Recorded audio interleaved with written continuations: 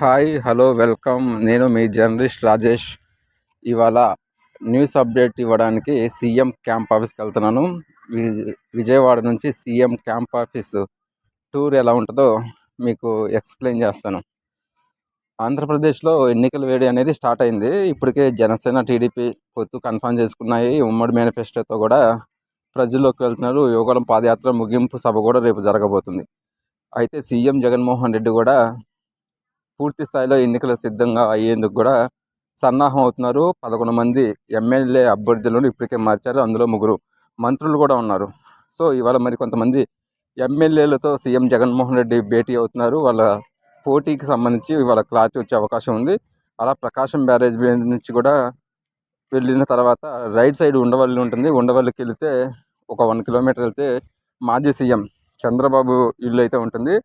అలా ప్రకాశం బ్యారేజ్ నుంచి స్ట్రైట్గా దాదాపు ఒక 3 కిలోమీటర్లు వచ్చిన తర్వాత లెఫ్ట్ సైడ్ రోడ్డు ఉంటుంది. ఆ లెఫ్ట్ సైడ్ రోడ్లోకి వెళ్తే సీఎం క్యాంప్ ఆఫీస్కి వెళ్తాము. అలాగే స్ట్రైట్గా వెళ్ళామంటే మంగళగిరి అయితే చేరుకుంటాము.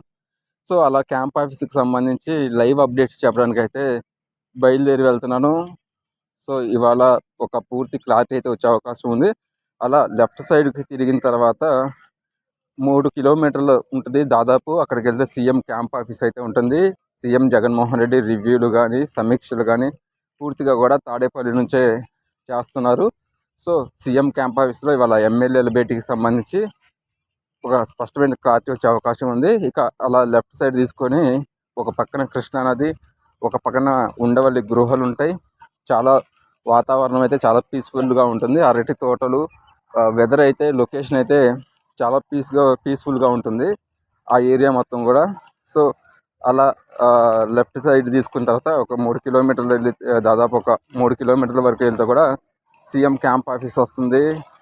దానికి సంబంధించి కూడా మనం చూసుకోవచ్చు. మరి కొద్దిసేపట్లోనే సీఎం క్యాంప్ ఆఫీస్ ఎలా ఉంటుందో కూడా ఈ వీడియోలో చూడవచ్చు. అలా వచ్చిన తర్వాత సీఎం క్యాంప్ ఆఫీస్కి వెళ్ళిన తర్వాత అక్కడ లైవ్ ఉంటుంది. ఆ లైవ్ అప్డేట్స్ అనేది చెప్పాలి. పూర్తిగా కూడా ఎలక్షన్ హడావిడి అయితే ఆంధ్రప్రదేశ్లో స్టార్ట్ అయింది.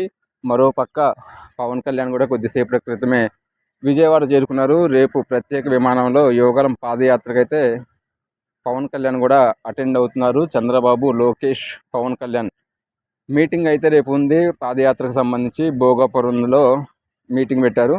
ఇవాళ సీఎం జగన్మోహన్ రెడ్డి మరికొంతమంది ఎమ్మెల్యేలతో ప్రత్యేకంగా భేటీ అవుతున్నారు. అందులో మినిస్టర్లు కూడా మొదటి విడతలో 3 మినిస్టర్ల స్థానాలను మార్చారు. ఇప్పుడైతే 6 నుంచి 7 మంత్రులను కూడా మార్చే అవకాశం ఉన్నట్టుగా తెలిసింది. ప్రస్తుతం మనం సీఎం క్యాంప్ ఆఫీస్కి అయితే చేరుకున్నాము. ఎంట్రన్స్లో అయితే పోలీస్ సెక్యూరిటీ ఉంటుంది.